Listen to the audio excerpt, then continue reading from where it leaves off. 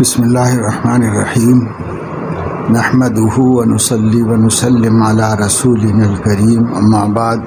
حکیم الامت مجدد الملت حضرت مولانا اشرف علی تھانوی نور اللہ مرقدہ نے ارشاد فرمایا کہ میں تمام اہل مدارس دینیہ کو رائے دیتا ہوں کہ مدرسے کی طرف سے کچھ مبلغ ہونے چاہیے۔ یہ سنت نبویہ ہے اور پڑھنا پڑھانا اسی مقصود کا مقدمہ ہے۔ اصل مقصود تبلیغ ہی ہے۔ اور ایک بات اور تجربے کی بنا پر کہتا ہوں کہ مبلغین سے چندے کا تعلق نہ ہونا چاہیے۔ صرف احکام بیان کرنا، ترغیب اور فضائل بیان کرنا ان کا کام ہو۔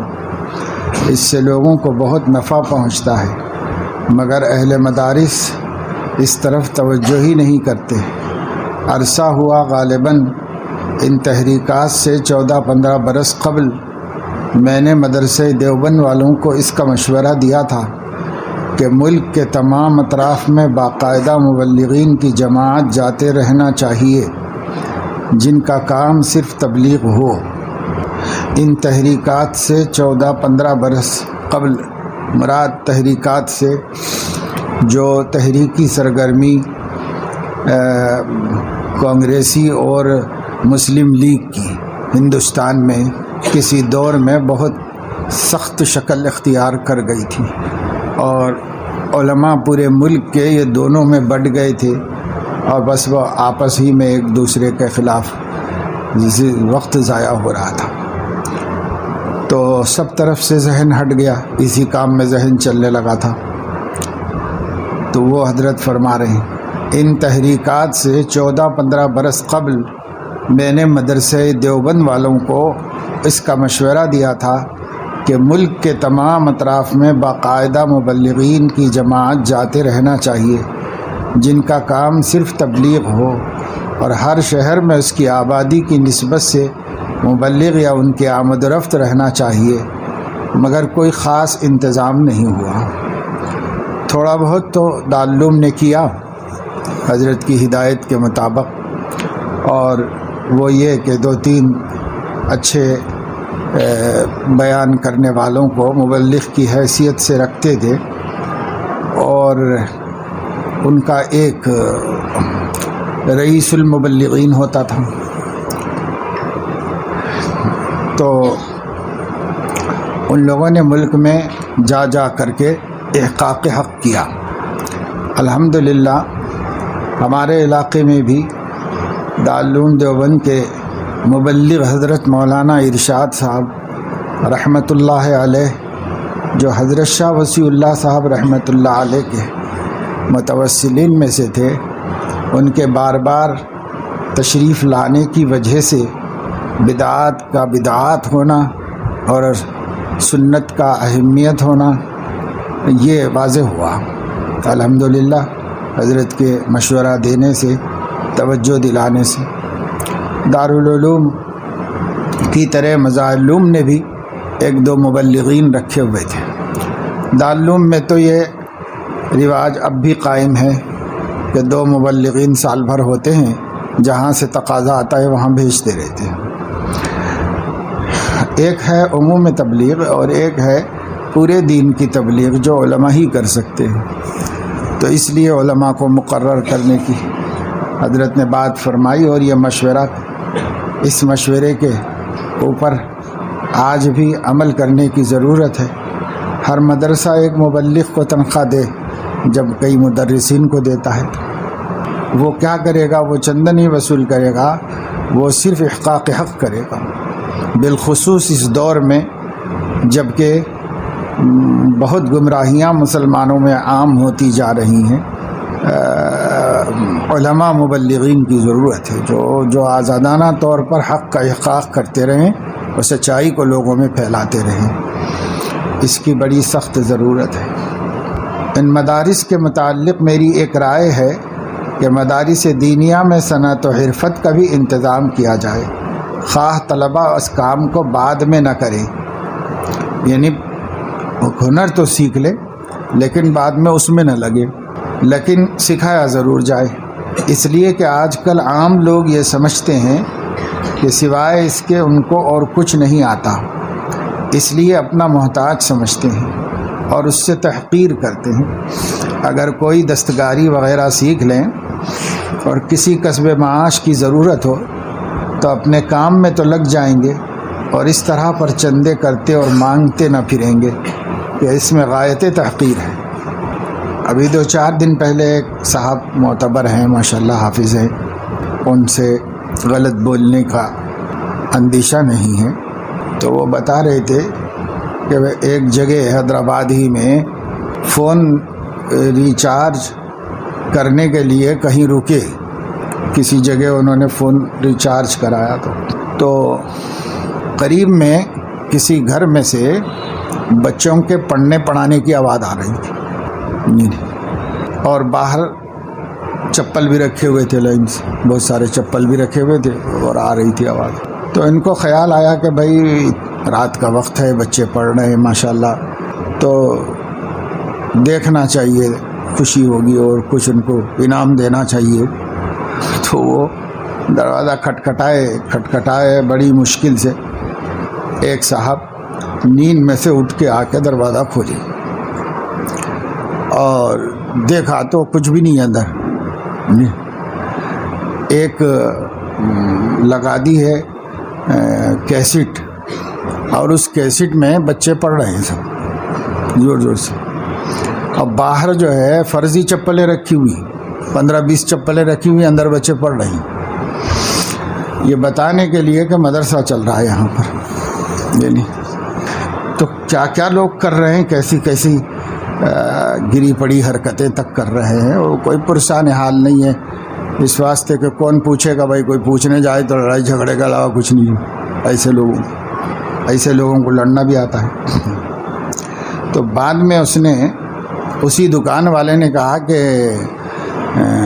آپ کیا سمجھ کے کہ ملصاب یہ روز کا قصہ ہے، نو باہر چپلاں جما دیتے، اندر کیسٹ لگا دیتے، بس ایسا ہے۔ ایسے لوگوں کو تو کم سے کم کوئی ہنر سیکھ لینا چاہیے، بھائی کوئی ہنر سیکھ کے قصب حلال کرنا چاہیے، یہ کیا دھوکہ دھگا کر کے کھائے زندگی گزار رہے۔ اللہ اکبر۔ اگر کوئی دستکاری وغیرہ سیکھ لے اور کسی وقت قصب معاش کی ضرورت ہو تو اپنے کام میں تو لگ جائیں گے اور اس طرح پر چندے کرتے اور مانگتے نہ پھریں گے کہ اس میں غایت تحقیر ہے، ظاہر ہے۔ اور ابھی ایک صاحب نے مجھے واٹس ایپ کے اوپر ایک گفتگو بھیجی اور ایک چندہ وصول کرنے کا تصدیق نامہ بھیجا، تصدیق نامے کا ایک کاغذ بھیجا کہ ایک مدرسے کا چندہ وصول، اور تصدیق نامہ پہ آج کل فوٹو بھی لگا دیتے ہیں کہ یہ صاحب ہیں سفیر، تو فوٹو لگی ہوئی ایک عورت کی، یہ عورت کی فوٹو لگی ہوئی ہے، ذرا معمر عورت ہے، اس کی فوٹو لگی ہوئی ہے، اسی کا نام لکھا ہوا ہے، اسی کو سفیر بتایا گیا ہے مدرسے کا، اور وہ گھروں پہ جا کے گھروں پہ سفارت کر رہی ہے۔ کسی عالم دین نے پکڑا، اس کو پکڑ کر کے نمبر لے کر کے ان سے بات چیت کی، تو ان سے پوچھا کہ بھائی کیا کام ہو رہا ہے، کس کی نگرانی میں کر رہے ہیں آپ مدرسہ، کس کی نگرانی میں چلاتے ہیں؟ تو وہ کہہ رہے ہیں کہ میں مولانا عبدالقوی صاحب کے، مولانا عبید الرحمن صاحب کی نگرانی میں چلاتا ہوں، حضرت کلیم اللہ صاحب کی سرپرستی میں کام کرتا ہوں، جی یہ سب کہہ رہے۔ وہ اپنے فون پہ بات ہو رہی ان لوگوں، انہوں نے فوراً پوچھا کہ بھئی یہ عورت کو چندہ وصول کرنے آپ نے رکھا ہے، تو ایک معمر عورت کو رکھا ہے فوٹو پہ، لیکن اس کی بیٹی کر رہی ہے وصول، جوان بچی جا کر کے وصول کر رہی ہے۔ انہوں نے پکڑا اس کو کہ بھئی تم کو کون سفیر بنایا ہے چندہ وصول کرنے؟ ان کے علاقے میں آ گئی تھی، ان سے بات کی تو بولے کہ نہیں میں جمعیت علماء سے پوچھ کے رکھا ہوں ایسا۔ انہوں نے جمعیت علماء سے فون ملایا، فوراً کانفرنس پہ رہو، میں ابھی ملا کے پوچھتا ہوں کہ ان لوگوں کو کیا حق ہے عورتوں کو سفیر بنانے کا، بولیے۔ وہ لوگ بولے کہ نہیں بھائی ہم تو نہیں بولے کسی کو ایسا۔ تو اتنے جھوٹ گڑھ کر کے اور یہ کر کے، اور اس کو میں تقریباً 8-10 سال پہلے ہی، کوئی تصدیق نہیں دیتا، کوئی نہیں، تو یہاں آ کے مدرسے پہ گیٹ پہ گالے والا دے کے گیا خوب۔ اب بہرحال اپنا کام تو جاری رکھا ہوا ہے۔ نام کیا ہے صاحب، کہاں سے؟ میں فیض العلم سے پڑھا ہوا ہوں، ہردوئی میں تصحیح کرا ہوا ہوں، میں یہ کرا ہوا ہوں، میں وہ کرا ہوں، کچھ بھی کرا ہوا ہوگا، یہ سب کیا کر رہا ہے، گری پڑی ہے، اسلام رسوا، مدارس بدنام، کیا کر رہے ہیں؟ بس پیسہ وصول کر رہے ہیں۔ حالانکہ مجھے معلوم ہے کہ 25-30 بچے کہیں سے جمع کر کے رکھا ہوا ہے، اور جب پہلی دفعہ ملاقات ہوئی تھی مجھے بھی اور حافظ اسحاق صاحب کو لے جا کے مدرسہ دکھایا تھا، اس وقت میں ہی اس نے بتایا تھا کہ مدرسہ عمارت کسی صاحب کی بنائی ہوئی ہے، کار خیر کسی صاحب نے بنایا، استعمال کر لینے کے لیے دے دیا کہ بھائی اس کو استعمال کر لو، وقف کر دیا۔ اور دوسرے یہ کہ باہر مین روڈ کے اوپر بڑی ہوٹل ہے، کھانا وہ صاحب بھیجتے ہیں سب بچوں کو۔ اب ان کو کیا کرنے کا ہے؟ ایک مدرس کے بچے لے کے بیٹھ کے پڑھاؤ، کیا کرنے کا ہے؟ لیکن نہیں، پتہ نہیں کتنا پیسہ وصول ہو رہا ہے، کیا کر رہے، کیسے کر رہے۔ بس شیخ الحدیث حضرت مولانا زکریہ صاحب رحمۃ اللہ علیہ نے فرمایا، میں اپنے متوسلین کو، یعنی جو ان سے بیعت ہیں، ان کے سلسلے میں داخل ہیں، خصوصاً اور عام علماء کو عموماً وصیت کرتا ہوں کہ کسی بھی تنظیم اور ادارے کے مالیات کی ذمہ داری مت لو۔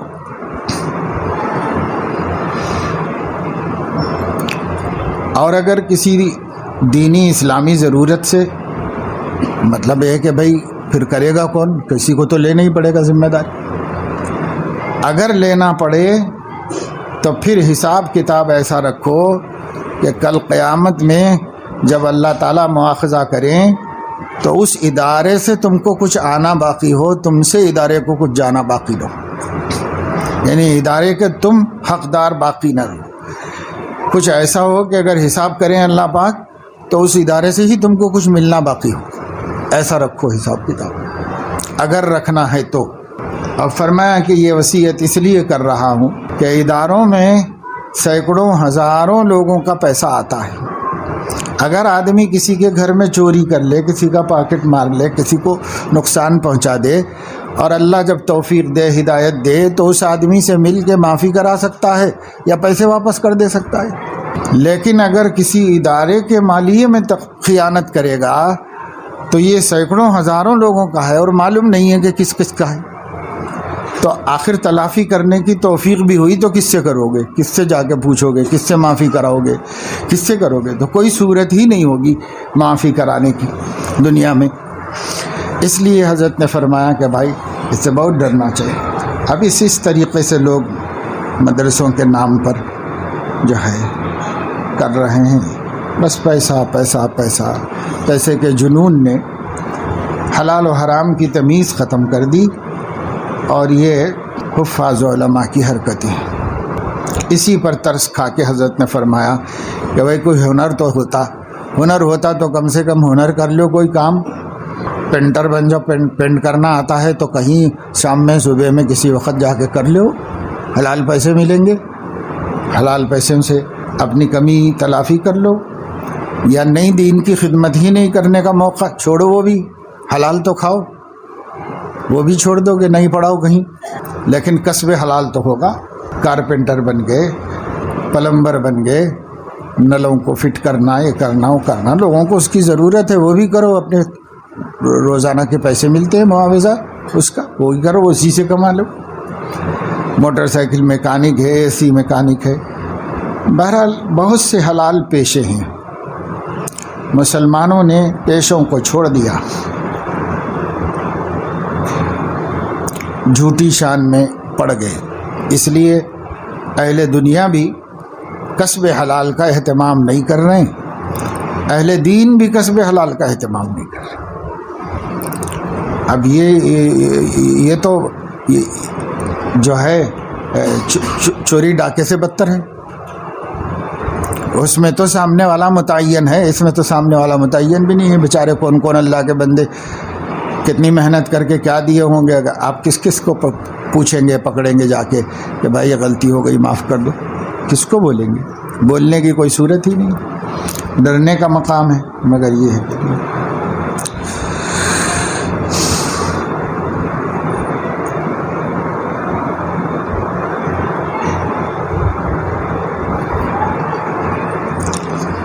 میں تو ہر جگہ ہر پروگرام میں ہر جگہ لوگوں سے یہ بول رہا ہوں، نوجوانوں سے، کہ بھائی کوئی ہنر سیکھ لو، آپ ایجوکیٹڈ ہیں تو بھی سیکھ لو، آپ حافظ عالم ہیں تو بھی سیکھ لو، سیکھ کے رکھ لینے میں کیا حرج ہے اپنے پاس؟ کبھی مشکل وقت پیش آئے تو بھیک تو نہیں مانگیں گے، اپنے ہنر سے کچھ کمائیں گے، اپنے پاس ہنر تو رہنے دو، کوئی ہنر سیکھو، کوئی ہنر سیکھ کے رکھ لو۔ نوجوان بیکار پھر رہے ہیں، آوارہ گردی کر رہے ہیں، معاشقے کر رہے ہیں، لا حول ولا قوت الا باللہ۔ اس وقت جتنا مسلمان بیکار زندگی گزار رہا ہے، کوئی بیکار زندگی نہیں گزار رہا، کسی قوم کے لوگ بیکار نہیں جی رہے ہوں گے جتنے مسلمان بیکار ہیں۔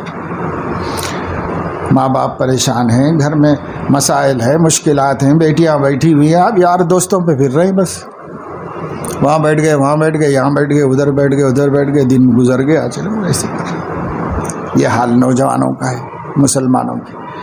اب یہ قوم ترقی کرے گی تو کرے گی کیسے؟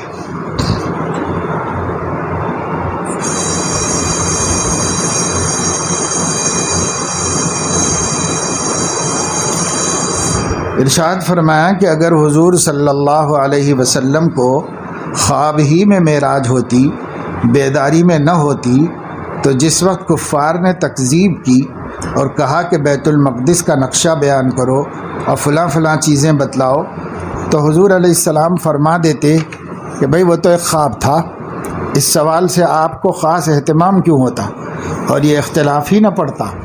اس حالت میں ان لوگوں کا جو معراج کو خواب کا واقعہ قرار دیتے ہیں، اقرار شرائع ایسا ہی ہے جیسے کسی سر پڑی چیز کا نبھانا پڑ جاتا ہے۔ یعنی بعض مسلمان اسکالر اور قلمکار ایسے گزرے ہیں جنہوں نے معراج کو تو تسلیم کیا لیکن معراج جسمانی کو تسلیم نہیں کیا، اور کہا کہ یہ نہیں ہو سکتا، یہ مشکل ہے۔ جیسے ڈپٹی نذیر احمد ہیں، سر سید احمد ہیں، اور جیسے خود جماعت اسلامی کے بانی و امیر تھے، تو ان حضرات کو جسمانی معراج ہونا تسلیم نہیں تھا، اور وہ یہ کہتے تھے کہ بھائی ایسا ہو ہی نہیں سکتا، نہ آسمان بسیط ہے، آسمان سے کوئی جا سکتا ہے نہ آ سکتا ہے، اس لیے یہ بات کیسے مانی جا سکتی ہے؟ حالانکہ انہی لوگوں کا ایمان ہے کہ جبرائیل آتے تھے، وہی لاتے تھے، تو جب آتے تھے تو جاتے بھی تھے، تو ان کے جانے آنے کو راستہ کوئی سا تو ہوگا بھائی، روحانی ہوگا، لطیف ہوگا۔ تو حضور علیہ السلام کو جب اللہ نے بلایا تو اسی روحانیت و لطافت سے بلایا، تو کیا تعجب کی بات ہے اس کے اندر؟ کسی طرح بھی انکار کی کوئی ضرورت نہیں، عقلاً بھی ضرورت نہیں ہے اور نقلاً تو ہے ہی۔ لیکن حضرت فرما رہے ہیں ایسے لوگوں کا اقرار شرائع، یعنی دین کو ماننا اور اسلام کو صحیح سمجھنا اور اسلام کا کلمہ پڑھنا، ایسا ہی ہے جیسے کسی سر پڑی چیز کا نبھانا، یعنی اب کوئی مصیبت آئی گئی تو مان لو، تو اس طرح کا ماننا ہے جس میں بصیرت نہیں اور جس میں دل کو اطمینان نہیں۔ اب ایسا مان کے کیا، جو جی میں آیا لکھ مارا، نہ اصول ہے نہ نقول، محض ناکافی عقل سے کام لینا چاہتے ہیں۔ یہ نہیں سمجھتے کہ جب سلف کا اتنا بڑا طبقہ کسی چیز کا قائل ہے تو وہ کیسے غلط ہو سکتی ہے۔ یہ اتنا ہی سمجھ لیتے، خدا معلوم ان لوگوں کو کیا ہو گیا ہے، جب اس قدر فہم اور عقل سمجھ نہیں تو پھر اپنے منصب سے زیادہ مباحث میں کیوں دخل دیتے ہیں۔ ایک سلسلہ گفتگو میں فرمایا کہ ایک غیر مقلد مولوی صاحب لکھنؤ سے یہاں آئے تھے، نہایت صفائی کی باتیں کی، بڑا جی خوش ہوا، خوش فہم اور سمجھدار آدمی تھے۔ ملتے ہی کہنے لگے کہ شاید بعد میں آپ کو یہ معلوم ہو کہ یہ فلاں جماعت کا شخص ہے تو تنگی ہوتی، اس لیے میں پہلے عرض کیے دیتا ہوں کہ میں عامل بالحدیث ہوں۔ میں نے کہا کہ میں آپ کے صدق اور خلوص کی قدر کرتا ہوں، اور میں بھی صاف بتلائے دیتا ہوں کہ ہمارے یہاں اتنی تنگی نہیں کہ محض فرعی و فقہی اختلاف سے انقباض ہو جائے۔ ہاں، جن لوگوں کا شیوہ بزرگوں کی شان میں گستاخی کرنا اور بدتمیزی و بدتہذیبی سے کلام کرنا ہے، ایسے لوگوں سے ضرور لڑائی ہے۔ اور صحیح بات بھی ہے کہ اگر کوئی مسلکن اس پہ چل رہا ہے تو ٹھیک ہے بھائی، تمہاری تحقیق، تم اس پہ عمل کرو، لیکن علماء کو، ائمہ کو جو مقام حاصل ہے اس مقام کا اعتراف کرنا چاہیے اور ان کی شان میں گستاخی نہیں کرنا چاہیے۔ جو لوگ ایسا نہیں کرتے ہیں اور مسلکاً اہل حدیث ہیں تو کون سے لڑنے جا رہا، کون ان کو ان کے ہاتھ سینے سے نیچے اتاروانا چاہتا ہے؟ کوئی نہیں اتارنا چاہ رہا، بھائی سینے پہ باندھو، حلق پہ باندھو، سر پہ باندھو، کہیں باندھ لو۔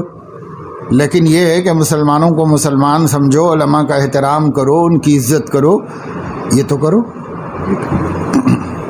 یہ مولوی صاحب حسین عرب صاحب کے پوتے ہیں جو بھوپال میں تھے، کئی روز رہے میرے پاس اور بڑے لطف سے رہے۔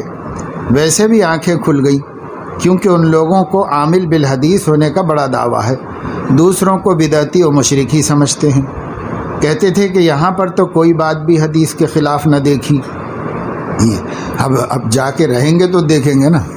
یہ بیچارے رہے حضرت تھانہ بھون میں، کافی دن رہے، حضرت فرما رہے ہیں ان کی بھی آنکھیں کھلیں، کہنے لگے کہ یہاں پر تو کوئی بات بھی حدیث کے خلاف نہ دیکھی۔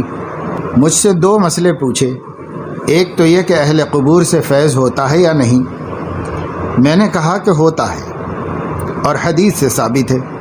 اس پر ان کو حیرت ہو گئی کہ اہل قبور سے فیض ہونا حدیث سے کہاں ثابت ہوگا، اس لیے کہ ساری عمر حدیث میں گزر گئی، کسی حدیث میں نہیں دیکھا۔ میں نے کہا کہ سنیے، ترمذی میں حدیث ہے کہ کسی صحابی نے لا علمی میں ایک قبر پر خیمہ لگا لیا، اس قبر میں ایک آدمی سورۃ الملک پڑھ رہا تھا۔ حضور صلی اللہ علیہ وسلم سے آ کر ذکر کیا، آپ نے فرمایا یہ سورت مردے کو عذاب قبر سے نجات دیتی ہے۔ دیکھیے قرآن کا سننا فیض ہے یا نہیں، اور مردے سے قرآن سنا تو اہل قبور سے فیض ہوا یا نہیں؟ تو بے حد مسرور ہوئے، خوش ہوئے، کہا کہ آج تک اس طرف نظر نہیں گئی میری۔ دوسرا مسئلہ سماع موتا کا پوچھا، یعنی مردے سن سکتے ہیں کیا، یہ مسئلہ پوچھا کہ مردے سنتے ہیں یا نہیں، اور کہا کہ انک لا تسمع الموتا، یعنی تم مردوں کو نہیں سنا سکتے، قرآن میں ہے، جس سے اس کی نفی معلوم ہوتی ہے۔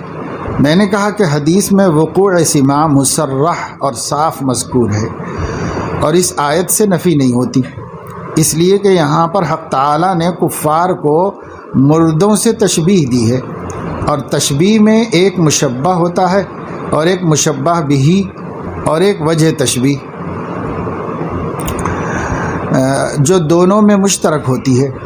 تو یہاں وہ عدم سماع مراد ہے جو موتا اور کفار میں مشترک ہے، اور اموات کا سماع اور عدم سماع تو معلوم نہیں، مگر کفار کا تو معلوم ہے کہ قرآن و حدیث کو سنتے ہیں مگر وہ سماع نافع نہیں، اور یہ معلوم ہے کہ مشبہ اور مشبہ بہی میں وجہ شبہ میں تماثل ہوتا ہے۔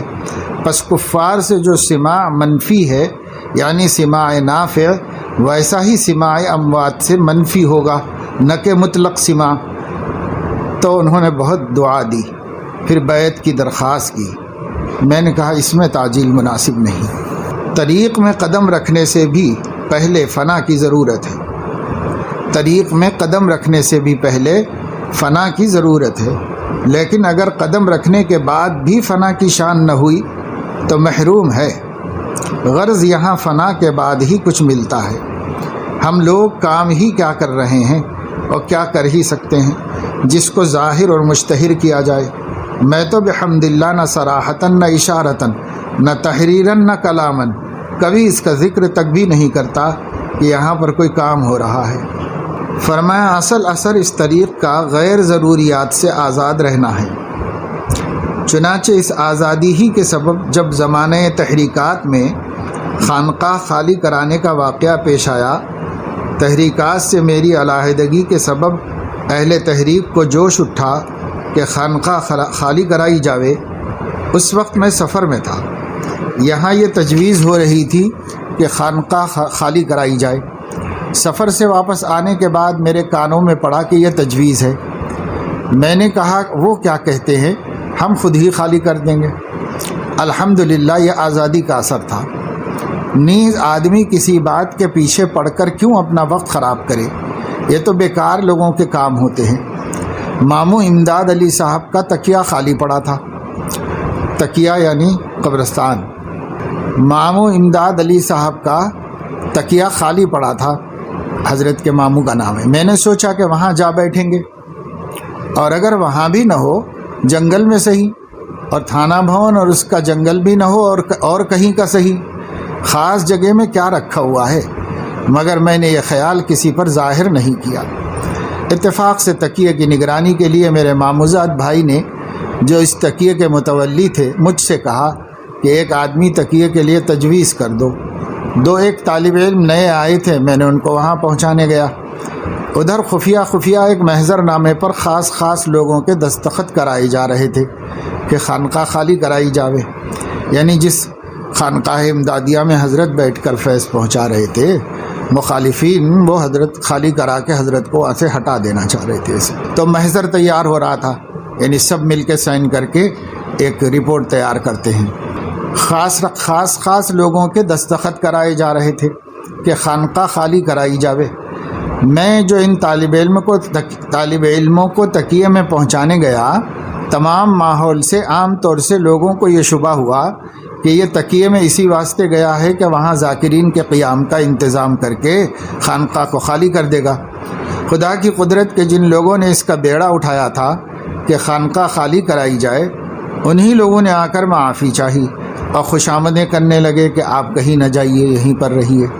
میں نے بھی اس موقع کو غنیمت سمجھ کر کہا کہ یہ آپ کا محض خیال ہے کہ میں خانقاہ خالی کر رہا ہوں، میں نہ خود آیا اور نہ خود جاؤں، حضرت حاجی صاحب رحمۃ اللہ علیہ کا بٹلایا ہوا ہوں، از خود کیسے خالی کر دوں گا؟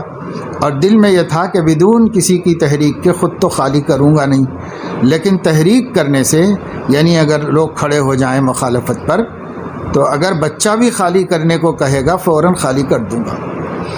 میری کوئی ملکیت تھوڑا ہی ہے، مال وقف ہے جس میں سب مسلمانوں کو برابر حق ہے۔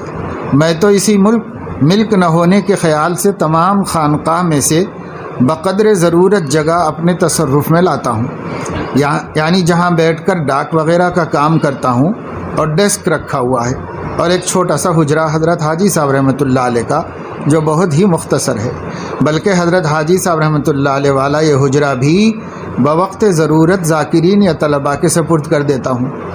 مجھ کو خود ہی غیر ضروری قصوں جھگڑوں سے وحشت ہے، چنانچہ خود گھر میں اگر ضرورت سے زیادہ چیز ہوتی ہے تو الجھن ہونے لگتی ہے۔ بعض لوگ محبت کی وجہ سے اکثر ایسی چیزیں لے آتے ہیں کہ جو قابل استعمال نہیں ہوتی، ان کو فروخت کر دیتا ہوں اور ضرورت کی چیز خرید لیتا ہوں۔ بہت جگہوں میں دیکھا گیا ہے کہ خانقاہوں میں پشت در پشت تک کی چیزیں محفوظ رکھی ہیں اور باقاعدہ ملازم ان کی حفاظت کے لیے رکھے ہوئے ہیں، تو ان صاحبوں کا قلب کیا ایک سرائے ہے۔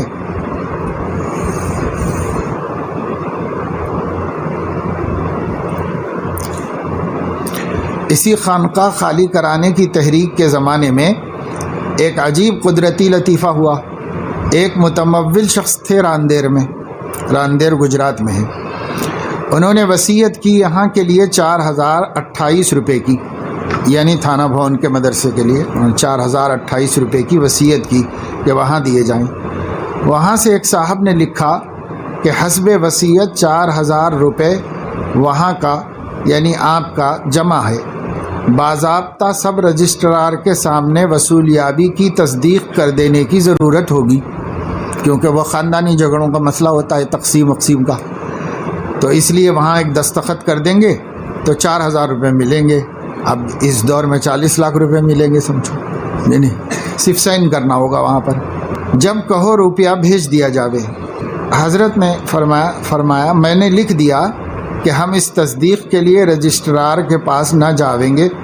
انہوں نے لکھا کہ خیر کوئی مجسٹریٹ ہو قصبے میں، ان سے تصدیق کرا دیں۔ میں نے کہا کہ مجسٹریٹ تو ہیں اور ایسے ہیں کہ میرے گھر پہ بھی آ سکتے ہیں، مگر ہم نہ ان کو تکلیف دینا چاہتے ہیں اور نہ خود تکلیف اٹھانا چاہتے ہیں۔ انہوں نے لکھا کہ پھر کیا ہو، ہم تو ضابطے سے مجبور ہیں۔ میں نے لکھا کہ علماء سے استفتاء کر لو کہ ایک ایسی مشروط وصیت تھی اور ان شرائط کو فلاں مدرسے کے کارگزار تسلیم نہیں کر رہے ہیں، اب ہم کو کیا کرنا چاہیے؟ اس پر لکھا کہ بہت اچھا، ہم روپیہ بھیجتے ہیں اور ایسی کوئی تصدیق وغیرہ نہیں چاہتے، صرف 2 طالب علموں کی شہادت لکھا دو۔ میں نے اس کو منظور کر لیا۔ چنانچہ وہ روپیہ آ گیا۔ اتفاق سے اس روز یہاں پر 2 گورنمنٹ آفیسر موجود تھے، ایک ڈپٹی کلکٹر اور ایک سب جج۔ میں نے دونوں کی تصدیق کرا کر بھیج دی تو بے حد خوش ہوئے۔ اس وقت کے 4000 آج کے لاکھوں سے زیادہ ہیں۔ انسان کو چاہیے کہ کام کرے اللہ کے واسطے اور اللہ پر نظر رکھے تو سب مشکلیں آسان ہو جاتی ہیں۔ چنانچہ اس واقعے میں ایک آسانی یہ ہوئی، اور اسی بنا پر میں نے اس کو قدرتی لطیفہ کہا کہ وہ زمانہ وہ تھا جس میں خانقاہ خالی کرائی جا رہی تھی۔ اس وقت کبھی کبھی یہ وسوسہ ہوتا تھا کہ ایسا وسیع مکان دوسرا کہیں نظر میں نہیں ہے۔ اللہ تعالیٰ نے 4000 روپے بھیج کر یہ وسوسہ دفع فرما دیا۔ نواب ڈھاکہ نے مجھ کو 2 مرتبہ بلایا۔ ڈھاکہ اب بنگلہ دیش میں ہے، پہلے وہ ایک مستقل ریاست تھی مسلمانوں کی، اور نواب ہوتے تھے وہاں۔ اب پہلی طلبی پر تو چلا گیا، مگر آنے کے متعلق میں نے ایسے شرائط لکھے کہ جس سے تملق کا شبہ بھی نہ ہو اور تعلق معلوم ہو۔ دوسری طلبی پر عذر کر دیا، لیکن چونکہ اس بار دوسرے علماء دیوبند کو بھی بلایا تھا، ان کا اصرار ہوا کہ میں بھی ساتھ چلوں۔ چونکہ میں اب ان کے کہنے سے جا رہا تھا، اس لیے میں نے ان سے کچھ شرطیں لگائیں۔ چنانچہ من جملہ اور شرائط کے ایک شرط یہ بھی لگائی تھی کہ میں اپنے کرائے سے سفر کروں گا، یہ اس خیال سے کہ راستے میں اگر کوئی الجھن پیش آئے تو واپس ہو سکوں، کسی کا مقید و کسی کا پابند نہ رہوں۔ کلکتہ پہنچ کر ایک صاحب اسٹیشن پر ملے جن کو نواب صاحب نے استقبال کے لیے بھیجا تھا، اور یہ وہ شخص تھے کہ جو مدرسہ دیوبند میں ایک مرتبہ میرا وعظ سن چکے تھے۔ میں نے اپنے بیان میں دنیا سے نفرت دلائی تھی اور آخرت کی ترغیب دی تھی، تو اس پر ان صاحب نے یہ کہا تھا کہ میں ایسے مدرسے کی امداد کرنا نہیں چاہتا جس میں ترک دنیا کی تعلیم دی جاتی ہو۔ سو یہ صاحب نواب صاحب کی طرف سے مہمانداری کے انتظام کے لیے مقرر ہوئے۔ جب قیام گاہ پر پہنچ گئے اور لوگ بھی آ بیٹھے، یہ صاحب بھی آئے، بعد سلام مصافحہ کے بیٹھ گئے اور کہنے لگے کہ آپ کے آنے سے بہت زیادہ خوشی ہوئی کہ نواب صاحب مایوس کر چکے تھے اور فرماتے تھے کہ انہوں نے ایسی مشکل شرط لگائی کہ ہم اس کو پورا نہیں کر سکتے، وہ یہ کہ ہم کو کچھ دیا نہ جاوے۔ میں نے کہا کہ یہ شرط کون سی مشکل تھی، یہ تو بہت آسان تھی، نہ دیتے۔ کہنے لگے یہ کیسے ہو سکتا ہے کہ اپنے محبوب کی خدمت نہ کی جاوے۔ میں نے کہا کہ کیا گھر ہی بلا کر دیا جا سکتا ہے؟ اور بھی تو صورتیں اور ذریعے ہیں دینے کے، مثلاً وطن میں پہنچا سکتے ہیں۔ اس پر کہا کہ معاف کیجئے، پیاسا کنویں کے پاس جاتا ہے، کنواں پیاسے کے پاس نہیں جایا کرتا۔ میں نے کہا اللہ اللہ، آپ کے نزدیک ہم پیاسے ہیں اور آپ کنویں ہیں، ہمارا اعتقاد تو اس کا عکس ہے، اور دلیل کے ساتھ۔ وہ دلیل یہ ہے کہ ہر مسلمان کو 2 چیزوں کی ضرورت ہے، دنیا کی اور دین کی۔ سو قدرتی نظام سے ایک چیز ہماری حاجت کی تمہارے پاس ہے، یعنی دنیا، اور ایک چیز تمہاری حاجت کی ہمارے پاس ہے، یعنی دین۔ مگر اتنا فرق ہے کہ جو چیز ہماری حاجت کی تمہارے پاس ہے یعنی دنیا، وہ بحمداللہ بقدر ضرورت ہمارے پاس بھی ہے، اور جو چیز تمہاری حاجت کی ہمارے پاس ہے یعنی دین، وہ بقدر ضرورت بھی تمہارے پاس نہیں ہے۔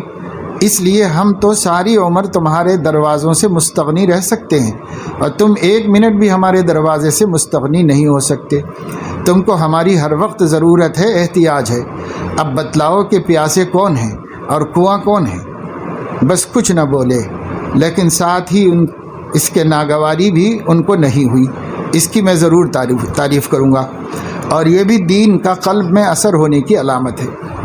مجھ کو یہ بیہودہ گفتگو اس قدر ناگوار ہوئی کہ میں وہیں سے وطن واپس ہو گیا۔ نواب صاحب کو اطلاع ہوئی، ان کا تار آیا کہ اگر آپ نہ آئے مجھ کو بہت رنج ہوگا، مگر میں نے اس کا جواب الہ آباد پہنچ کر دیا۔ مگر ان صاحب کے دماغ درست ہو گیا، یہ لوگ کبر کے پتلے ہیں، اپنے سامنے کسی کو سمجھتے ہی نہیں، اس لیے میں اہل علم کا عمرا کے دروازوں پر جانا اور ان سے تملق و چاپلوسی کرنا سخت ناپسند کرتا ہوں۔ ایک مولوی صاحب کے سوال کے جواب میں فرمایا کہ معاملات میں تو سوء ظن چاہیے اور اعتقاد میں حسن ظن، اور معاملات میں سوء ظن سے مراد یہ ہے کہ جس کا تجربہ نہ ہو چکا ہو اس سے لین دین نہ کرو، روپیہ نہ دو، قرض نہ دو، تو اس معنی کر معاملات میں سوء ظن رکھے، باقی اعتقاد میں سب سے حسن ظن رکھے کہ کسی کو برا نہ سمجھے۔ یہ دونوں باتیں ایک وقت میں اس طرح جمع ہو سکتی۔ بہت سے جو ہے بڑے جماعتوں کے طالب علم ایسے ہیں جنہوں نے نماز کی عملی مشق کی طرف توجہ نہیں کی، اور اس وجہ سے نماز تو پڑھ رہے ہیں، باقی سنت کے مطابق حیت نہیں ہے، رکوع و سجدہ۔ تو بھائی اپنی فکر سے نماز سیکھو، جو بھی نماز پڑھ رہے ہیں وہ کما رأیتمونی اصلی ہونا چاہیے، سنتوں کے مطابق ہونا چاہیے، کیسے کھڑے ہوں، کیسے رکوع کریں، کیسے سجدہ کریں، ان چیزوں میں بہت لاپرواہی کر رہے ہیں بڑی جماعتوں کے طلباء بھی۔ تو باقاعدہ پھر ہم ایسا کرنا پڑے گا کہ بھئی آپ لوگوں کا بھی ترانہ کروایا جائے، ترانے میں نماز کی عملی مشق کرائی جائے، اس واسطے کہ نماز سے بڑھ کے کیا چیز ہے۔ نماز اگر مسنون نہ ہوئی تو کیا فائدہ ہے پڑھ لکھ کے۔ اس لیے نماز کو مسنون پڑھنے کا سب کو فکر ہونا چاہیے۔ بعض ساتھیوں نے، طالب علموں نے جو شروع سے نمازیں سنت کے مطابق سیکھے ہوئے ہیں، انہوں نے بھی مجھ سے کہا کہ ہمارے بہت سے ساتھی نماز سنت کے مطابق نہیں پڑھتے ہیں، تو کچھ انتظام کیجئے مدرسے میں۔ تو اس کی فکر بجا ہے بالکل۔ چھوٹے بچوں کے لیے تو میں باقاعدہ پابند کر دیا ہوں کہ بھئی ہر جمعرات کو عملی مشق نماز کی ان کی ہونی چاہیے۔ حفظ والوں کے لیے بھی ترتیب بنائی گئی ہے۔ آپ لوگ بھی نماز سنت کے مطابق پڑھنے کا اہتمام کرو۔ بلا یہ کیا فائدہ ہے بھائی، مدرسوں میں برسوں رہ کر اگر بعد میں لوگ دیکھیں کہ صاحب پیشوا صاحب نماز پڑھا رہے ہیں اور سنت کے مطابق نہیں پڑھا رہے، تو لوگوں کو کیا ہوگا کہ بھائی ہم لوگوں نے سیکھ لی نماز، ان لوگوں نے نہیں سیکھی مدرسوں کے اندر نماز۔ سب لوگ اس کی فکر کریں، ہر شخص شخصی طور پر میری نماز سنت کے مطابق ہو، حیت کے اعتبار سے ظاہری حیت، پھر اس کی برکت سے اندرونی خشوع بھی پیدا ہوگا۔ جب ظاہر سنت کے مطابق ہوگا، اندر بھی خشوع خضوع پیدا ہوگا۔ اس کے لیے سب لوگ شخصی طور پر ہر طالب علم میری نماز سنت کے مطابق ہے یا نہیں، اس کی فکر کر لے۔ ابھی کر لو، یعنی ابھی کر لو کا مطلب ابھی 1-2 مہینے تعلیم کے باقی ہیں، اس میں کر لو۔ بعض طالب علم تو اگلے سال آئیں گے بھی نہیں، تو ابھی کر لو بھائی، پتہ نہیں آگے آپ کو کوئی بولے کہ نہ بولے۔ اس لیے اہتمام کرو اور سب کی نماز عین سنت کے مطابق ہو جائے۔